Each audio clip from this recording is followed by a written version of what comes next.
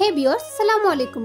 Welcome to my channel. নতুন রেসিপির video নিয়ে আবার চলে এসেছি আপনাদের সামনে। আজ নিয়ে এসেছি একটি পিঠা রেসিপি, আর এটি হলো নারিকেলের একটি পিঠা, নারিকেলের চমচম পিঠা। অনেকে এটাকে লিচু পিঠা, অনেকে এটাকে নারিকেল সন্দেশ, অনেকে অনেক নামে ডাকে, তবে এটাকে আমরা নারিকেলের চমচম পিঠা হিসেবেই চিনি। অনেকে আবার এটাকে জাম পিঠাও বলে থাকে। এই পিঠাটি খেতে এতটাই সুস্বাদু যে আপনারা যদি একবার না বানান কিছুতেই বুঝতে পারবেন না এর স্বাদটা। এই নারিকেলের চমচম পিঠাটি কম সময় অর্থাৎ 10 মিনিট সময় নিয়ে অল্প উপকরণেই তৈরি করে ফেলতে পারেন। চলুন কথা না বাড়িয়ে মূল রেসিপিটি দেখে নিই। এই নারিকেলের চমচম পিঠা বানানোর জন্য এখানে আমি 1.5 কাপ কোরানো নারিকেল নিয়েছি। একেবারে মিহি করে কোরানো নারিকেলটা নিয়েছি। এখানে আমি সাথে সাথে কোরানো নারিকেল নিয়েছি, আপনারা চাইলে ফ্রোজেন নারিকেল দিয়েও করতে পারেন। এখন এর সাথে দিয়ে দিচ্ছি চিনি। এখানে আমি 1.25 কাপ চিনি দিয়েছি। 1 কাপের 3 ভাগের 2 ভাগ চিনি দিয়েছি। অবশ্য মিষ্টিটা আপনাদের পছন্দ অনুযায়ী দিয়ে নিতে পারেন, তবে এমন মিষ্টিটাই পারফেক্ট। 1 কাপ নারিকেল কোরানোর জন্য 1/2 কাপ চিনি, আর এখানে আমি 1.5 কাপ নারিকেলের জন্য 1.25 কাপ চিনি দিয়েছি। এই চিনিটা দিয়ে নারিকেলের সাথে ভালোভাবে মেখে নিচ্ছি। এখানে একটু সময় নিয়ে মেখে নিতে হবে।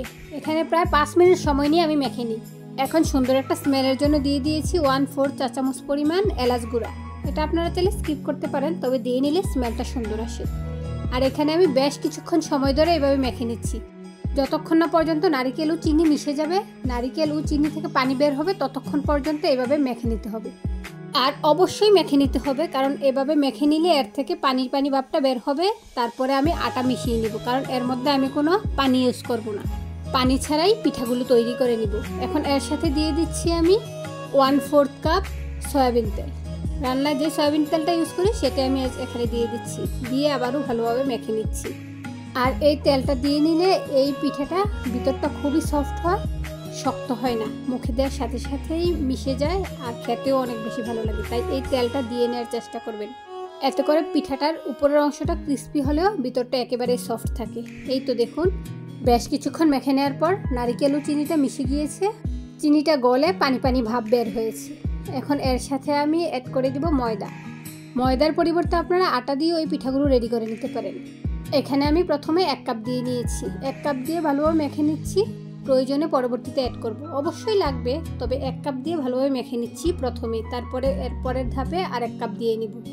অবশ্যই 1 কাপ লাগবে না, 1/2 কাপ দিয়ে নিচ্ছি, কারণ ঘনত্বটা দেখে বোঝা যাচ্ছে যে 1 কাপ দিলে এটা বেশি ঘন হয়ে যাবে, পানি অ্যাড করে লাগবে। তাই আমি 1.5 কাপ পরিমাণ দিয়ে নিচ্ছি।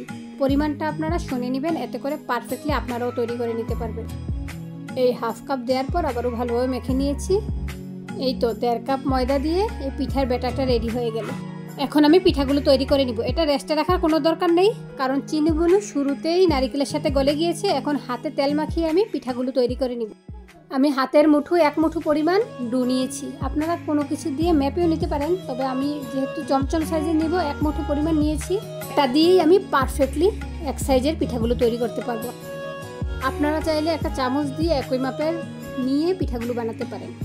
এই তো দেখুন, 1 মুঠো নিয়ে 2 হাত দিয়ে এভাবে ঘষে চমচম শেপের একটা পিঠা বানিয়ে নিলাম। এই তো দেখুন, পারফেক্টলি শেপের হয়ে গিয়েছে। এভাবে আমি সবগুলো পিঠাই বানিয়ে নিচ্ছি। আপনাদেরকে আরেকটা পিঠাও বানিয়ে দেখিয়ে দিচ্ছি। দেখুন, কম সময়ে তৈরি করে ফেলা সম্ভব। আপনারা অন্য কোনো শেপেরও বানিয়ে নিতে পারেন, তবে যেহেতু এটা আমি চমচম পিঠা বলি, সেজন্য সবগুলোই আমি চমচম শেপের বানিয়ে নিয়েছি। আর এই শেপটা দেওয়া যে খুব বেশি কঠিন কাজ সেটা নয়, পারফেক্টলি শেপ দেওয়া যায়। 2 হাতে এভাবে ঘষে নিলে হয়, আর অবশ্যই তেলটা লাগিয়ে নেবেন, তা না হলে হাতে লেগে যাবে। এই তো এভাবে আমি সবগুলো পিঠা বানিয়ে নিয়েছি। এখন এগুলোকে ভেজে নেওয়ার পালা।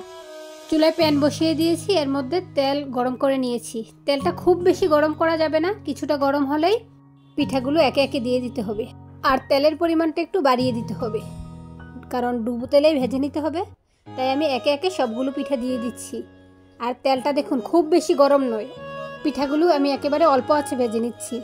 আর দেওয়ার সাথে সাথেই নেড়ে দেওয়া যাবে না, এক পাশটা একটু ভাজা হয়ে গেলে তারপরে নেড়ে দিতে হবে। দেখুন, এক পাশ ভাজা হয়ে গিয়েছে। এখন এগুলোকে উল্টে দিচ্ছি, অপর পাশটাও আমি ভেজে নিচ্ছি। আর পিঠাগুলো দেখুন, আমি একেবারে অতিরিক্ত দেইনি, একটার উপরে যেন একটা না পড়ে, সেজন্য আমি একটু ফাঁকা ফাঁকা করে দিয়েছি। এতে করে পিঠাটা পারফেক্টলি ভাজা যায়, ভেঙে যায় না, কারণ শুরুতেই একেবারে নরম থাকে। ভেজে নেওয়ার পর উপরটা ক্রিস্পি হয়, তাই অল্প আঁচেই ফাঁকা ফাঁকা করে পিঠাগুলো ভেজে নিতে হবে। অবশ্যই সতর্কতার সাথে এই কাজটা করতে হবে।